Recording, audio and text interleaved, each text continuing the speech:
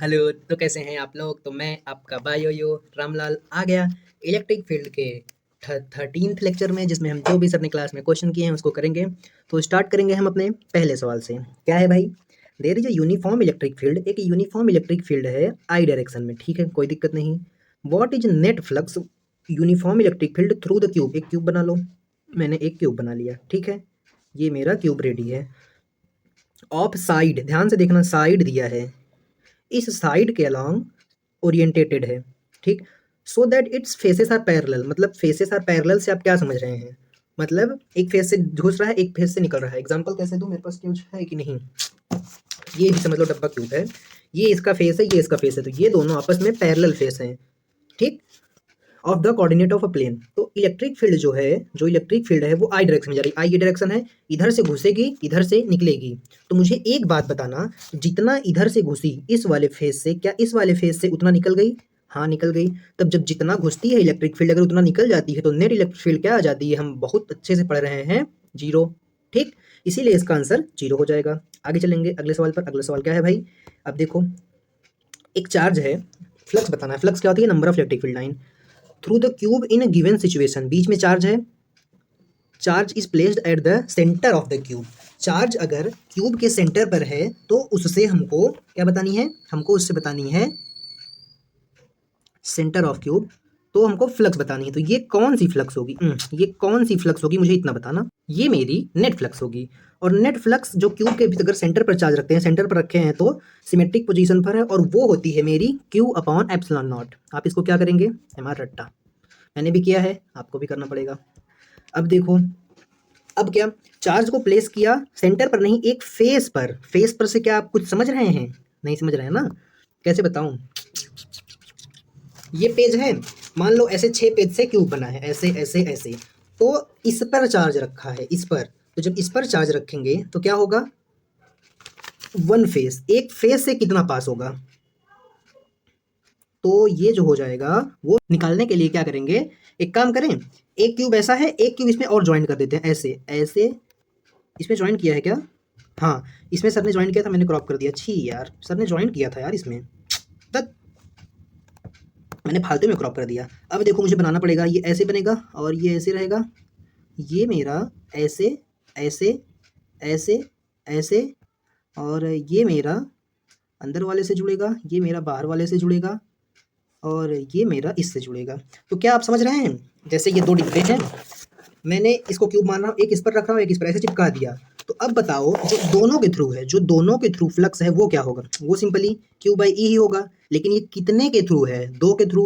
मतलब दो क्यूब के थ्रू, तो एक क्यूब के थ्रू कितना हो जाएगा? सिंपली दो को इस साइड लेके जाओ, तो एक क्यूब के थ्रू हो जाएगा Q by 2 epsilon not. Simple है। अब आगे चलेंगे। अब यही चीज़ इसमें समझाई थी कि इसमें एक और क्वेश्चन है ये, कि आपने ये तो बता दिया कि नेट फ्लक्स कितना होगा, क्यू बाई 2 ई।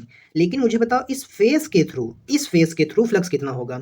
तो इस फेस के थ्रू, जैसे ये फ्लक्स है, ये है, इस पर ऐसे चार्ज रखा, तो एक बार जरा चार्ज को लेटाओ, लेटा दिया चार्ज को।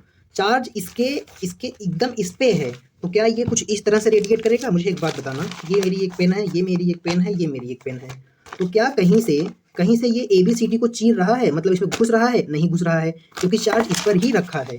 घुसने का मतलब है ऐसे काट के अंदर घुस के निकलता, लेकिन ये ऐसे सिर्फ इस पे रखा है, इसीलिए वो घुस नहीं रहा है। तो मुझे बताओ इस प्लेन में, इस फेस के थ्रू फ्लक्स कितना पास करेगा? जीरो। देखो घुस ही नहीं रहा, जब घुसेगा तब तो कुछ फ्लक्स पास होगा ना, तो फ्लक्स नहीं पास करेगा, तो इसका आंसर जीरो आ जाएगा। आगे चलेंगे। एक स्क्वायर है, प्लेट है, प्लेट, चार्ज उस पर क्यों रखा? मान लो ये प्लेट है मेरी, इस पर चार्ज क्यों रखा?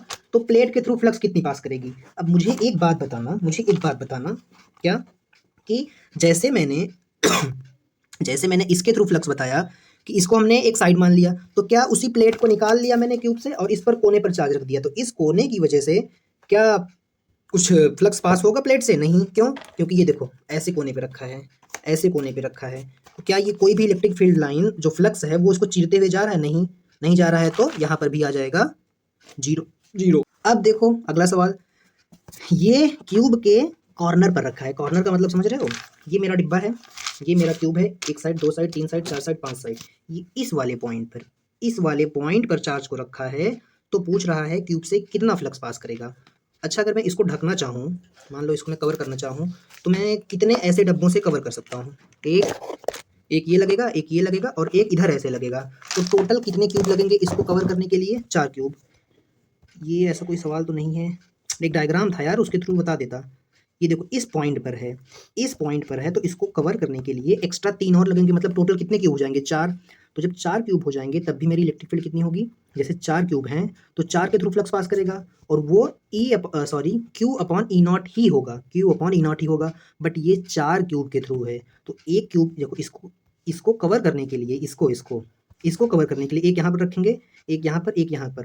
आपको नहीं समझ में आ रहा है? अपना कमरा देखो, रूम के दरवाजे के कोने में, एकदम कोने में अगर बॉर्डर लाइन पर कितने और रूम बन जाएं कि तुम्हारा कोना पूरी तरह से कवर हो जाए। तो एक सामने बनेगा, ठीक, एक इधर बनेगा, एक इधर बनेगा, 3 कमरे बन जाएंगे। जैसे 4 डिब्बा है, ये कोने पर है, तो इसको कवर करने के लिए मान लो ये मेरा कमरा है, ये मेरा कमरा है, इस कोने को कवर करने के लिए कितने और कमरे बनेंगे बताओ? एक्स्ट्रा और 3 बनेंगे ना, ताकि ये पूरी तरह से कवर हो जाए। तो जब ये कवर हो जाएगा तो 4 क्यूब के थ्रू पास करेगा। जब 4 क्यूब हो जाएंगे तब क्या होगा? तो 4 cube is equal to q upon epsilon naught. तो एक क्यूब के थ्रू कितना होगा? Simply q upon 4 epsilon naught. ये मेरा फ्लक्स हो जाएगा क्यूब से, जब चार्ज को इस कोने पर रखेंगे। इसमें नहीं होगा भाई, इसमें कोने पर नहीं, इसमें और क्यूब लगेंगे। अब देखो, अब इस कॉर्नर पर रखे हैं। अब मान लो इस बार हम कमरे की दीवार के साइड कोना था, इस बार कमरे का एक कॉर्नर है। नहीं समझ में आता? अब अपने रूम का कोना सपोज करो, नीचे वाला चाहे ऊपर वाला, ठीक, ये मेरे रूम का वो कोना है। तो उस कोने को कवर करने के लिए कितने रूम बनेंगे? एक इस साइड बनेगा, एक इस साइड बनेगा, एक पीछे साइड बनेगा। 2 हो गए, 2 हो गए ना, और इस साइड एक, इस साइड एक, और तीसरा कहाँ बनेगा? अरे यार कैसे समझाऊँ आपको मैं? ये मेरा कमरा है, ये इसका कोना है, इसको कवर करने के लिए एक कमरा इधर बनेगा, एक कमरा इधर बनेगा, और जो दूसरा कमरा है वो इसके ऊपर बनेगा, और बाकी के 4 कमरे इसके नीचे बनेंगे। देखो ये इधर चार्ज था इस वाले पॉइंट पर, इस वाले पॉइंट चार्ज को कवर करने के लिए 4 कमरे नीचे बनेंगे और एक्स्ट्रा 3 कमरे ऊपर बनेंगे। तो टोटल कितने कमरे बनेंगे बताओ? कितने रूम्स बनेंगे? मेरे 8 रूम्स टोटल बनेंगे। तो फ्लक्स जो है वो टोटल 8 क्यूब के थ्रू हो जाएगा, simply Q upon epsilon not. क्योंकि वो 8 कमरे बन जाएंगे तो उनके तो सेंटर पर ही होगा। तो जो एक क्यूब के थ्रू पास होगा वो होगा q upon 8 times of epsilon not. Simple है कि नहीं? अपने रूम को अज्यूम करो, आप बहुत अच्छे से विजुलाइज कर लोगे इस चीज़ को। अब देखो, अब होलो सिलेंडर दे दिया, hollow cylinder has charge q coulomb within it, electric flux phi is passing through volume associated with curved surface of B, the flux linked with the plane A in unit voltmeter is will be charged symmetrically। तो इस question में क्या कह रहा है जानते हैं आप? इस क्वेश्चन में ये बोल रहा है कि जो चार्ज है वो एसोसिएटेड है फ्लक्स इससे, इससे एसोसिएटेड है इस वाले कर्व सरफेस से। तो क्या मैं, कर्व सरफेस कोई है मेरे पास, ये देखो सिलेंडर कर्व है, तो इस वाले पॉइंट से, ये जो इसका गोल वाला पॉइंट है, इस पर एक हम छोटा सा पार्ट लेंगे। इस कर्व सरफेस से कितना इलेक्ट्रिक फील्ड पास हो रहा है? फ्लक्स इतना पास हो रहा है।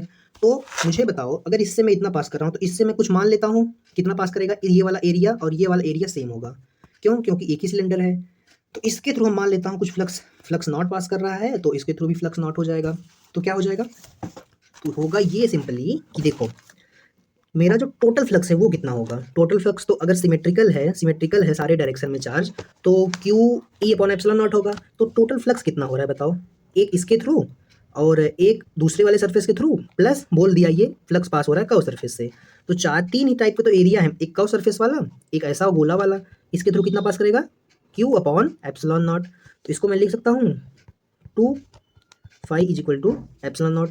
तो क्या मैं एप्सिलॉन, ये एप्सिलॉन बोलते हैं इसको, अरे फ्लक्स भाई, 2 टाइम्स ऑफ फ्लक्स हो जाएगा क्या? ये क्यू है, क्यू अपॉन ई नॉट, ये मेरा हो जाएगा माइनस, यार क्या लिख दे रहा हूँ मैं, 2 टाइम्स ऑफ फ्लक्स हो जाएगा क्यू बाई ई माइनस क्या, ये वाला फ्लक्स इस साइड जाएगा तो ऐसा हो जाएगा। और जब मैं 2 को भी इस साइड लेके जाऊंगा तो कितना हो जाएगा? क्यू इधर नीचे 2 आ जाएगा, 1/2 इंटू एप्सिलॉन नॉट माइनस 5। तो ऐसा कोई आंसर है? ये देखो मिल गया मेरा, ऐसा वाला आंसर एक ही है। आगे चलेंगे अगले सवाल पर। अगला सवाल क्या है भाई? अब देखो, अब ध्यान से देखना, इसमें भी अजम्पशन की जरूरत है। ये मेरा क्यूब है, एक चार्ज को प्लेस किया, मान लेते हैं कुछ डिस्टेंस है a/2। जितना आप इसमें अज्यूम कर पाओगे उतना मजा आ जाएगा भाई, सच में बता रहा हूँ। एक चार्ज है, उसको प्लेस किया किस डिस्टेंस पर? a/2 पर, about the centre horizontal square plate है। तो मैं क्यूब को अगर तोड़ दूं, जैसे इस पर 6 पार्ट है, 1 2 3 4 5 6, मैंने मान लो एक पार्ट निकाल लिया, एक पार्ट मेरा क्या है? ढक्कन है। तो इससे मैं कुछ चार्ज क्यों रख रहा हूँ? तो ये प्लेट जैसा बिहेव कर रहा है कि नहीं कर रहा है? मुझे इतना बताओ। चना यार गिर गया, चना रखा था। चना गिर गया था, खा लेते हैं। देखो तो क्या होगा, ये एक प्लेट हो गया कि नहीं हो गया। तो हमने एक चीज़ निकाली थी, क्या निकाली थी हमने, कि पूरे क्यूब के थ्रू कितना फ्लक्स पास करेगा अगर वो सेंटर पर होता है। तो वो पास करता है flux is equal to q upon e. ये 6 फेस के थ्रू पास करता है। तो अगर मैं एक फेस का निकालूं तो क्या मैं q divided by 6 times of e कर सकता हूं? क्यों नहीं कर सकते भाई। अगर मुझे इसके सेंटर में रखा था, कुछ चार्ज इससे निकला, कुछ इससे निकला, कुछ इससे, कुछ इससे, कुछ इससे, कुछ इससे, तो मैं 1/6 पार्ट सिर्फ एक पार्ट निकाल लिया, तो मेरा कितना चार्ज, कितना फ्लक्स पास होगा इसके थ्रू, उसका 6 टाइम्स, क्योंकि क्यूब के 6 साइड होते हैं और सारे इक्वल होते हैं। तो ये मेरा एक साइड ही है और कुछ नहीं है। और इसके थ्रू जो फ्लक्स होगा वो हो जाएगा Q divided by 6 times of epsilon not. बस इतना ही जानना था आपको। आगे चलेंगे। अब देखो क्या है, एक ओपन वेसल है, charge Q is placed at the centre of open cylinder.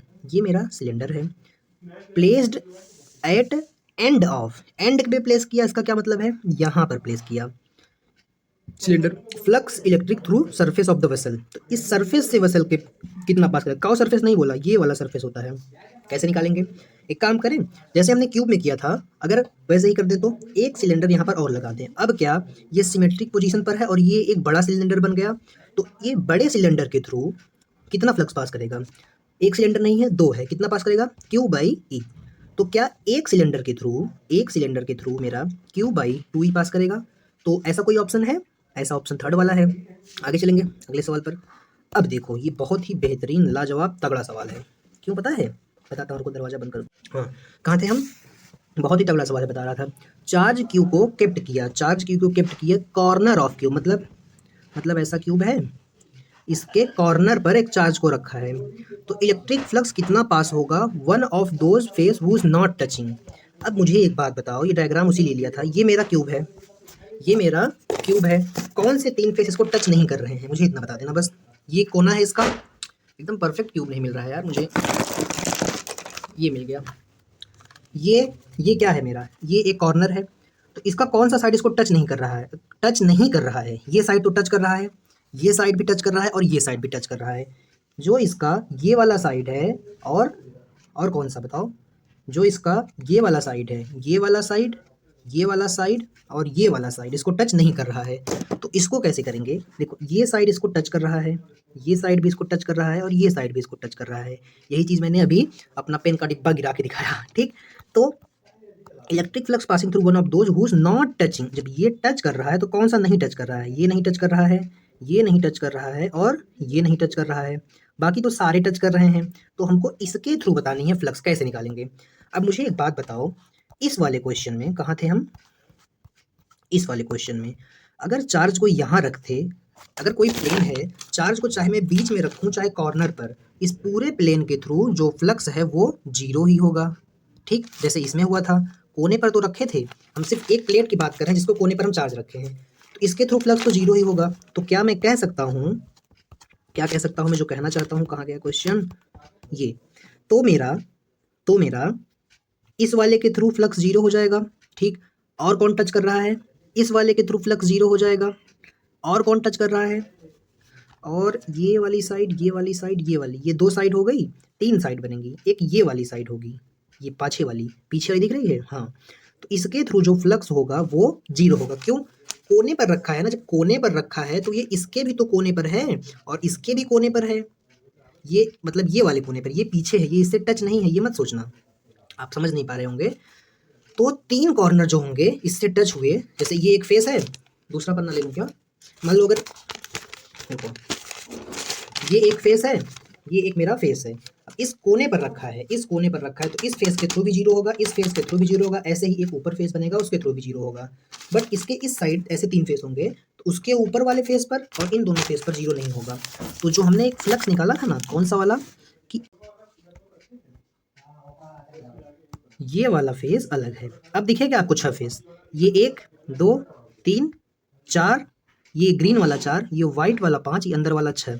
तो जो कौन सा फेस है, मैं नंबर बता दूं क्या, मैं डायरेक्ट नंबर बता दूं, ये फेस नंबर 5, फेस नंबर 1 और फेस नंबर 2 के थ्रू जो फ्लक्स होगा वो 0 होगा। बट जो फेस नंबर 3 है, जो फेस नंबर ने 8 कमरे बनाए थे ना, 3 कमरे अपने ही फ्लोर पर और अपने ऊपर वाले फ्लोर पर अगर हम छत का कोने वाला पार्ट मानते हैं तो 3 कमरे हमने ऊपर वाले बनाए थे और अपने फ्लोर पर, और 4 कमरे हमने अपने ऊपर वाले फ्लोर पर बनाए थे अगर हम अपने छत के ऊपर वाला कोना लेते हैं तो ये था एक के थ्रू, मतलब तीनों के थ्रू कितना था 8 एप्सिलॉन नॉट। तो यहाँ पर 1/6 को 3 पार्ट में नहीं 1/8 को 3 पार्ट में डिवाइड करेंगे, और जब 1/8 को 3 पार्ट में डिवाइड करेंगे तो 1/3 से मल्टीप्लाई कर दो तो 1/24 हो जाएगा क्या, एक पार्ट का। तो इस क्वेश्चन का आंसर यही है कि electric flux passing through one of those faces who is not touching the charge. बहुत ही अच्छा सवाल था, वो होगा Q/24 एप्सिलॉन नॉट। आगे चलेंगे, हमको इसमें बताना है, क्या बताना है कि चेंज होगा या नहीं होगा। होगा के लिए टिक करेंगे राइट और नहीं होगा के लिए क्रॉस। अब देखो, एक पॉइंट चार्ज है, प्लेस किया centre of spherical Gaussian surface के, इलेक्ट्रिक फ्लक्स पासिंग थ्रू उसके है ये। अगर हमने क्या चेंज किया, अब वो चेंज हो जाएगी अगर sphere is replaced by cube same और डिफरेंट वॉल्यूम। तो क्या इलेक्ट्रिक फ्लक्स जो है वो शेप पर डिपेंड करती है, नहीं, तो क्या ये चेंज होगी, नहीं चेंज होगी। आगे चलेंगे दूसरे वाले में, चार्ज इज ओव्ड, ओव्ड नहीं है यार, इसमें भी करेक्शन है, क्वेश्चन में लिख लेता हूँ, मूव्ड है, moved. Question number 13, charge is moved, ये यहाँ पर एक एम है, moved of the centre in original sphere still remaining inside. मतलब चार्ज को यहाँ पर था, यहाँ से इसको यहाँ पर रख दिया, तो बोल रहा है क्या चेंज होगा मेरा ये फ्लक्स। तो यहाँ पर किया तब भी तो नंबर ऑफ फ्लक्स तो सेम ही रहेंगे, तो इसमें भी कोई चेंज नहीं होगा। अगर चार्ज को मूव किया आउटसाइड, इसके आउटसाइड मूव कर देंगे, तो मान लो ये चार्ज था, ये क्यू था, अब इसको मैंने यहाँ पर निकाल लिया, तो जितनी इलेक्ट्रिक फील्ड ऑफ लाइन से यहाँ कट कर रहा था, यहाँ से उतनी फील्ड ऑफ इलेक्ट्रिक लाइन से नहीं कट पा रहा है क्योंकि इस साइड कुछ चली जाएंगी, अब ये थोड़ी स्पीयर पर लौट के आएंगी, तो यहाँ पर हो जाएगा चेंज, यहाँ पर हो जाएगा चेंज। अब सेकंड चार्ज इज प्लेस्ड, अगर ये क्यू है, दूसरा क्यू यहाँ पर प्लेस कर दिया, second charge place near outside the original sphere, outside place किया है, इनसाइड नहीं, बाहर चार्ज को रखा है, तो उससे क्या होगा, चार्ज को बाहर रखे हैं तो उससे ज़्यादा कुछ नहीं होगा, इंडक्शन हो जाएगा। अगर माइनस रखे हैं, हालांकि बताया नहीं है, बट ये तो इसके अंदर ही रहेगा, ये बाहर निकल के थोड़ी आएगा, तब भी उतनी ही इलेक्ट्रिक फील्ड ऑफ लाइन देगा, तो नो चेंज आएगा इसमें भी। अब a second charge place inside, अगर अंदर प्लेस कर दिया तब क्या होगा, अगर अंदर प्लेस कर दिया तो भाई इसकी वजह से कुछ फ्लक्स निकलेगा, इसकी वजह से कुछ फ्लक्स होगा, मान लेते हैं 5-6 है, दूसरा चार्ज रख देंगे तो इसकी वजह से भी निकलेगा, तो क्या नंबर ऑफ फ्लक्स इंक्रीज हो जाएंगे, तो यस, इसकी वजह से भी चेंज हो जाएगा। आगे चलेंगे अपने नेक्स्ट क्वेश्चन पर, थ्योरी वाला पार्ट है। अगर एक स्पीयर के अंदर एक डाइपोल मोमेंट रख दें तो जो फ्लक्स होता है वो जीरो होता है, क्यों होता है, क्योंकि ये प्लस क्यू होता है और ये माइनस क्यू होता है, इसीलिए। और जब प्लस क्यू और माइनस क्यू होता है तो वो दोनों एक दूसरे को एडजस्ट कर लेते हैं, तो डाइपोल होगा वो एनक्लोज स्फेरिकल सरफेस के अंदर, फ्लक्स जीरो होगा डाइपोल की वजह से। अब देखो, मुझे राइट ऑप्शन बताना है। एक न्यूट्रल कंडक्टर है, ये एक गॉसियन क्लोज सरफेस है जिसमें फ्लक्स जीरो है, एक न्यूट्रल कंडक्टर जिसमें चार्ज जीरो है। अगर पॉजिटिव चार्ज रॉड न्यूट्रल वाले के पास लाएं तो क्या होगा बताओ, फ्लक्स जीरो होगा, फ्लक्स पॉजिटिव होगा, फ्लक्स नेगेटिव होगा, कैसे सिलेक्ट करोगे बताओ, सोचो सोचो। अगर हम इसको यहाँ लाएं तो क्या पास लाए हैं, ध्यान से देखो, नियर होगा कहीं वर्ड, नियर। जब पास लाएंगे तो कौन सा प्रोसेस होता है न्यूट्रल के साथ, इंडक्शन। जब ये पॉजिटिव है, ये कंडक्टर है, न्यूट्रल कंडक्टर, कंडक्टर के इलेक्ट्रॉन मनचले होते हैं, ठीक, लेकिन इसके नहीं होते हैं, इंसुलेटर के। अब ये पॉजिटिव चार्ज है तो नेगेटिव चार्ज यहाँ भाग आएगा। जब ये यहाँ पर था तब फ्लक्स जीरो था क्योंकि पॉजिटिव नेगेटिव बैलेंस थे, लेकिन जब ये यहाँ पर चला आया तो यहाँ पर कुछ प्लस चार्ज आ जाएगा। जब प्लस चार्ज आ जाएगा तो भाई वो तो इलेक्ट्रिक फील्ड ऑफ लाइन निकालेगा ही, तो फ्लक्स क्या आ जाएगा, पॉजिटिव मेरा आ जाएगा। अगर यहाँ पर निगेटिव लाए होते तब निगेटिव आंसर आ जाता, तो ये वाला आंसर मेरा सही है। नेक्स्ट क्वेश्चन पर चलेंगे। अब लीनियर चार्ज डेंसिटी का एक रॉड है, a rod of linear charge density lambda is placed inside the sphere, तो find the flux passing through the sphere. मतलब इस स्फीयर के थ्रू कितना फ्लक्स पास होगा ये बताना है हमको। कैसे बताएंगे, देखो, लाइन चार्ज की वजह से, जैसे एक लाइन चार्ज है, हमको क्या पता है, अगर ये लाइन चार्ज है तो इससे कितना फ्लक्स निकलता है, ये हमको पता है। क्या है, क्या पता है भाई, ये पता है कि जो इलेक्ट्रिक फील्ड होती है इसकी वजह से वो होती है 2 × के क्यू/लैम्बडा। तो यहाँ पर जो क्यू है वही, उसी को हम लैम्बडा बोल दे रहे हैं, तो ये कितना हो जाएगा 2k k/r होता है भाई, तो ये हो जाएगा k/, अरे यार, जो चार्ज होता है इनक्लोज सरफेस इनक्लोज है, जब सरफेस इनक्लोज है तो उसके अंदर जो चार्ज होता है वो होता है क्या, लैम्बडा इंटू जितने पार्ट में चार्ज है। तो क्या मेरा इस वाले पूरे पार्ट का डिस्टेंस जो है वो 2r है, क्योंकि डायमीटर है इसीलिए यहाँ पर 2r रखा। अब जो मेरा फ्लक्स है वो हो जाएगा E इंटू एरिया, तो इसका एरिया लेंथ के बराबर है, लेंथ के बराबर है, तो lambda into 2r divided by epsilon naught. ये कहाँ से आया भाई? जो क्यू होता है, क्यू उसी से आया। अगर ये सिंपल नहीं रहा होता, सिर्फ यहाँ पर चार्ज होता, तो ये क्यू बाई एप्सिलॉन नॉट होता। अब इसमें एक्स्ट्रा क्या ऐड हुआ है? ये चीज़ ऐड हुई है। आगे चलेंगे। अब देखो, ये चीज़ भी हमको याद करनी है। क्या? अगर एक क्यूब है और उसके डायगोनल से कुछ पास हो रहा है, मतलब इसके डायगोनल से पास हो रहा है, तो फ्लक्स कितनी होगी? तो आप ये चीज़ याद रख लेंगे, √3L/λ। अब कैसे? कुछ लोग तो बोलेंगे ही ना भाई, कैसे हुआ ये? याद कर लो, कुछ चीज़ें याद करने के लिए ही बनी होती हैं भाई। ये कितना होता है बताओ? अच्छा, जो डायगोनल होता है वो √3 टाइम्स ऑफ लेंथ होता है, तो सिर्फ आर की जगह पर यहाँ पर क्या कर दिया मैंने? क्या कर दिया बताओ? आर की जगह पर डायगोनल की लेंथ कर दी। अगले सवाल पर चलेंगे। अगला सवाल क्या है मेरा? ये पहले यहाँ कहाँ गया? ये टोटल फ्लक्स बतानी है। अगर ये बीच से नहीं पास कर रही है तो, अगर ये बीच से नहीं पास कर रही है तो क्या हम ऐसे बना सकते हैं? हम बना सकते हैं। क्या हम ऐसे बना सकते हैं? हाँ, बना सकते हैं। ये क्या रेडियस आर होगी? ये रेडियस r/2 है। तो हम एक काम करें, हमको टोटल फ्लक्स निकालना है। टोटल फ्लक्स क्या होता है? टोटल फ्लक्स हो जाएगा electric field into area. Electric field इसमें दे दी है charge density lambda, into electric field. हम पहले इलेक्ट्रिक फील्ड ही निकाल लेंगे। इलेक्ट्रिक फील्ड कैसे निकालेंगे? इलेक्ट्रिक फील्ड निकालने के लिए इलेक्ट्रिक फील्ड ये कैपिटल ई है और ये एप्सिलॉन नॉट है, ये ई है। तो आओ इलेक्ट्रिक फील्ड निकालते हैं इसमें। कैसे निकालेंगे बताओ? देखो, एकदम सिंपल है। अगर ये आर है तो हम एक काम करें, थीटा निकाल लें। तो ये मुझे पता है, ये मुझे पता है, मतलब मुझे हाइपोटेनियस पता है, मुझे बेस है ये, एडजेसेंट है, बेस नहीं है, मतलब बेस भी कह सकते हो, एडजेसेंट। तो क्या कॉस थीटा बराबर हो जाएगा एडजेसेंट मतलब बेस अपॉन अपोजिट। तो बेस ये कितना है? r/2। क्वेश्चन में दिया था ये चीज़। हाँ, r/2। और हाइपोटेनियस कितना है? ये हाइपोटेनियस है यार, अपोजिट कैसे लिखें? हाइपोटेनियस कितना है? r। तो क्या मैं इसको लिख सकता हूँ r/2r? ये भाई दो नीचे भाग आएगा, r से r कैंसिल हो गया। अब मेरा जो कॉस थीटा की वैल्यू है वो कितनी आ गई बताओ? 1/2। तो कॉस थीटा 1/2 कब होती है? जब कॉस 60 डिग्री होता है। तो ये मेरा एंगल आ गया 60। मुझे ये वाली लेंथ मिल जाए तो मेरा काम हो जाए, क्योंकि इलेक्ट्रिक फील्ड हम इसी के थ्रू निकाल लेंगे। ये लेंथ कैसे मिलेगी बताओ? मोशन इन द प्लेन पढ़े हो? वेक्टर पढ़े हो? हाँ पढ़े हैं। ये 60 है। ये लेंथ निकालने के लिए हम इस पोजीशन से, मान लेते हैं ये फाइनल पोजीशन है, ये इनिशियल पोजीशन है, तो इस पोजीशन से इस पोजीशन को घटा देंगे। Final position minus initial position हो जाएगी चेंज इन पोजीशन। तो क्या है ये? पोजीशन है। पोजीशन मतलब डिस्प्लेसमेंट है। डिस्प्लेसमेंट क्या होता है? वेक्टर। तो जब जब मेरा जब मेरा ये 60 है, ये 60 है, ये एंगल 120 है, दो वेक्टर का सब्सट्रैक्शन अगर इक्वल मैग्नीट्यूड हो, ये भी आर है, ये भी आर है, तो उसका जो रिजल्टेंट होता है वो कितना होता है बताओ?